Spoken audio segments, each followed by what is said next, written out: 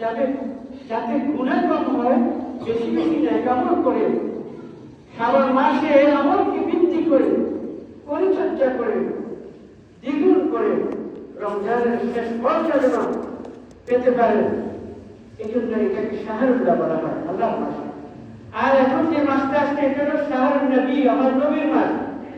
তার মানে কি, নবী সাল্লাল্লাহু আলাইহি ওয়াসাল্লাম মাসে বেশি বেশি রোজা রাখতেন, বেশি বেশি নেক আমল করতেন, ইবাদত করতে করতে পায়ের গোয়ালি খুলে যেত, পায়ে পানি এসে যেত, রাস্তে রাত তিন একাধারে ইবাদত করতেন, সাওমে বেসাম পালন করতেন, এত বেশি রোজা রাখতেন, এত বেশি ইবাদত করতেন। একমাত্র কারণ নবীর কি কোনো গুনাহ আছে? না। আমাদেরকে শিক্ষা দেওয়ার জন্য, আমাদেরকে শিক্ষা দেওয়ার জন্য আল্লাহ নবী এই সমস্ত আমল করতেন। আমার উম্মতেরা, গুনাহগার উম্মতেরা, তোমরা যদি এই সমস্ত আমলগুলো করো, আমার দেখানো শরীয়তকে, তোমার দেখানো শিক্ষাকে, সুন্নাতকে যদি তোমরা আঁকড়িয়ে ধরো, তাহলে তোমরা আমার সঙ্গে জান্নাতে যাওয়া শুরু করো। সেই মাস শাবান মাস, সামনে আসতেছে রমজান মাস। আজকে 10 তারিখ, আর 20 দিন পুরো নাই, 18-19 দিন বাকি আছে। সেটা উম্মতের মাস, আমাদের মাস, আমাদের ফসল কাটার মাস, আমাদের ইবাদত প্রতিদিন মাস। আল্লাহর এই মাসের ইবাদতের মাধ্যমে আল্লাহর খাঁটি সিপাহী, আল্লাহর একজন খালেস গোলাম হওয়ার জন্য, নবীর আদর্শ উম্মত হওয়ার জন্য মাস হচ্ছে রমজান মাস। আমাদের সামনে দ্বার প্রান্তে এসেছে। আসুন আমরা সেই মাসের জন্য প্রস্তুতি গ্রহণ করি, আমরা বেশি বেশি আমল করি, বেশি বেশি নেক আমল করি। ওই মাসের জন্য আমরা সিদ্ধান্ত গ্রহণ করি, আমরা নিজকে তৈরি করে নিই। এই শাবান হচ্ছে রমজানের জন্য তৈরি হওয়ার মাস। এই মাসে আল্লাহ হাবিবকে জিজ্ঞাসা করেছিল সাহাবায়ে কেরাম, ইয়া রাসূলুল্লাহ, আপনি অন্য কোনো মাসে এত বেশি রোজা রাখেন না, এত বেশি আমল করেন না। আমার হাবিব বলেছিল, আমার উম্মতেরা, আমি এই জন্য বেশি বেশি আমল করি এই মাসে, কারণ এই মাসে এমন একটি রাত্রি তোমাদের জন্য রয়েছে, যে রাত্রিতে আল্লাহ তাআলা রমজানের 1 বছরের সমস্ত গুনাহ ক্ষমা করে দেন, এবং আগামী 1 বছরের হায়াত, রিজিক, ভালো মন্দ, গুনাহ কাটা, বিপদ আপদ সমস্ত কিছু আল্লাহ তাবারক ওয়া তাআলা এই মাসে একটা রজনী আছে, এই রজনীতে আল্লাহ নিবদ্ধ করে। এই জন্য আমি বেশি আল্লাহর ইবাদত করি। কারণ আমি যদি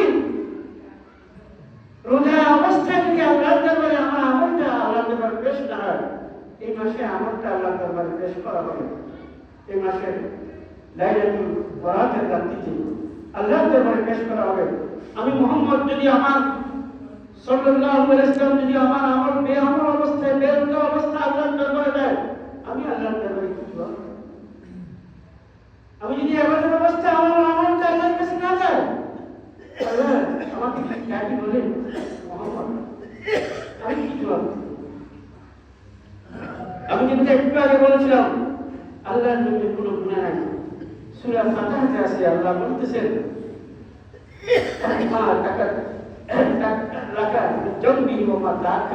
তার জীবনের অতীতের ভবিষ্যতের সমস্ত গুনাহ মাফ করে দিয়েছেন আল্লাহ। কোনো গুনাহ নেই আমার নবী, মাসুম, সকল নবীরা মাসুম। আমাদেরকে শিক্ষা দেওয়ার জন্য,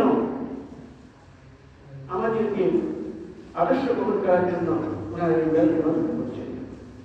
আসুন সেই মাসের আজকে 10 তারিখ, আগামী 14 তারিখ দিবাগত রাত্রি পর্যন্ত সবে বরাতের রাত্রি, শনি, রবি, সোম, মঙ্গল, অর্থাৎ 3 তারিখ দিবাগত রাত্রি, মঙ্গলবার দিবাগত রাত্রিতে পবিত্র সবে বরাত। আপনারা অনেকে প্রশ্ন করতে পারেন, অনেকে বলেন যে সবে বরাত, অনেকে বলেন সবে বরাত তো আসলে কিছুই না, এটার আলোচনার দরকার নাই। আসলে আমরা অনেকে ভুল বুঝাবুঝি করি। আল্লাহ কোরআনে বলেছেন সূরা দুখানের ভিতরে 25 পারায়, ইন্না আনজালনাহু লাইলাতান মুবারাকা। আমার যেমন দুনিয়ার মানুষের আমি এমন একটা রাত্রি তোমাদের জন্য নাযিল করেছি, এমন একটা রাত্রি তোমাদেরকে দান করেছি, যে রাত্রিটা অত্যন্ত মুবারক রাত্রি, লাইলাতুল মুবারাকা। অনেক মুফাসসির এবং এই রাত্রিতে কোরআন নাযিল করেছি, অনেক মুফাসসির এই রাত্রিকে শবে বরাতের রাত্রির সঙ্গে তুলনা করেছেন। তাহলে আমরা কোরআন যদি দেখি, আমরা সেদিকে কিছু মুফাসসিরগণের কথা বলেছেন। হাদিস শরীফে অসংখ্য সিয়াসিতে হাদিসে অসংখ্য বর্ণিত আছে। হযরত আবু বকর রাদিয়াল্লাহু তাআলা বলেছেন, কুমু লাইলাহা, হে উম্মত, আমার উম্মত, হাবিবের উম্মতেরা, তোমাদের জন্য এমন একটা রাত্রি আছে, যে রাত্রিটা তোমরা কি করবে? কায়েম করবে, যে রাত্রিটা তোমরা প্রতিষ্ঠা করবে, তোমরা ইবাদত বন্দী করবে, এবং সুমু ইয়াওমাহা, এবং পরের দিন রোজা রাখবে।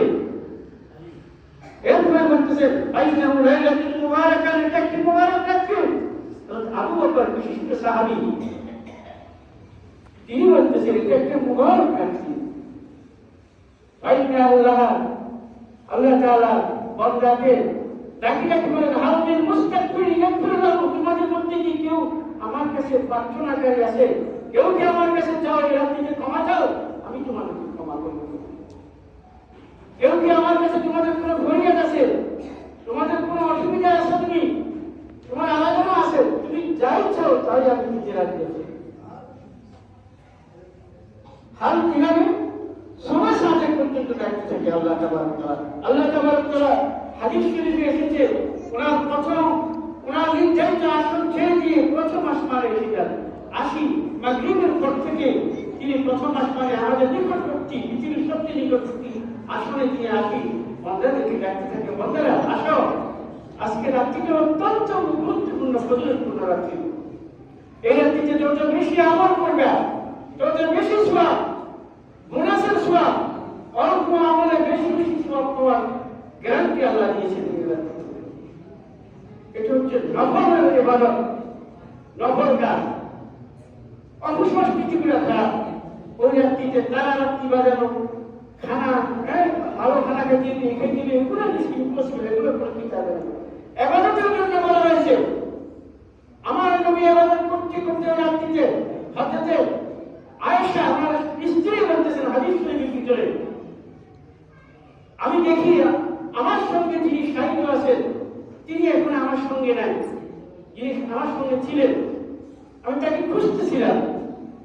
তিনি দেখলাম তিনি সিজদায় করে এমন ভাবে রোনাজারি করতেছেন, চোখের পানি সমস্ত শরীরে বাকি দিচ্ছেন।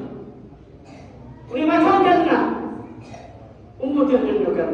রব্বি হাবলি উম্মতি, রব্বি হাবলি উম্মতি, ইয়া উম্মতি, উম্মতের জন্য কাঁদে।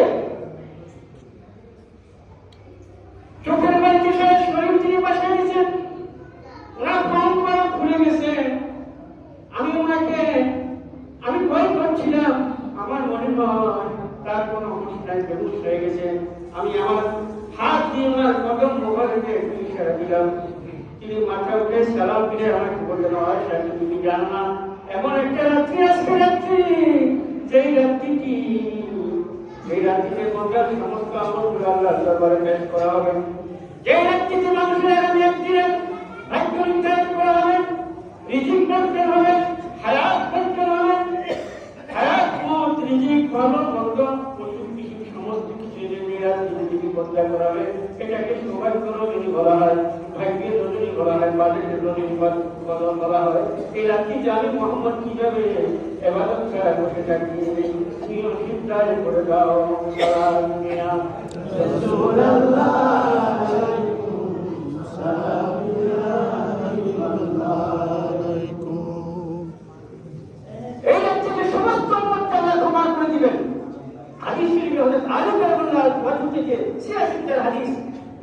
তিনি বর্ণনা করতেছেন সকল উম্মতের ক্ষমা করতে হবে, কিছু 7 কিসিমের মানুষকে আল্লাহ তাআলা কখনো ক্ষমা করবেন না।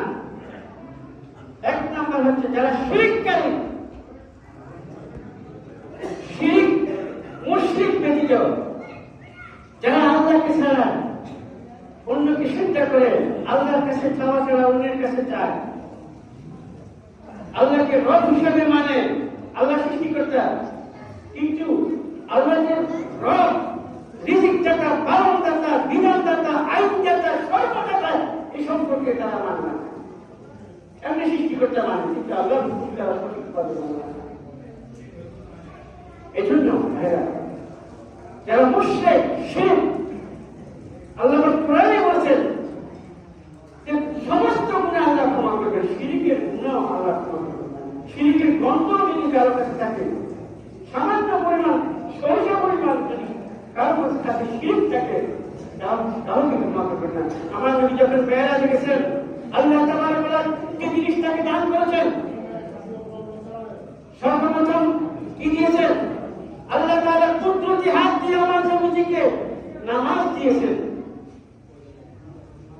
নামাজ আমাদেরকে দিয়েছেন। আজকে সেই নামাজে দৈনিক 5 বার যদি আহ্বান করা হয়, আমরা নামাজে নাই।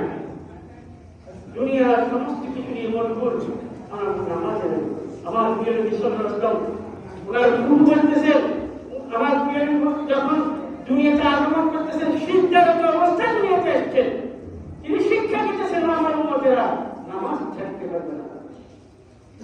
প্রিয় নবী সাল্লাল্লাহু আলাইহি ওয়াসাল্লাম শেষ নামাজ তিনি জামাতে পড়তে পারেন নাই। ওনার হুঁশ, একবার হুঁশ যায়, একবার হুঁশ আসে। এনার স্ত্রী আয়েশা বলতেছেন, যখন হুঁশ এসেছিল, এশার নামাজ আল্লাহর হাবিবের জন্য সবাই অপেক্ষা করতেছেন, তারা বুঝতে পারছেন আল্লাহর হাবিব খুবই অসুস্থ, তার হুঁশ নাই, আকল নাই। একজন বেহুশের জন্য, যাদের আকল হুঁশ নাই, তাদের কোনো নামাজের কাফারাও নাই। আমাদের দেশে কাফারা হিসেব করে, আর কিসের কাফারা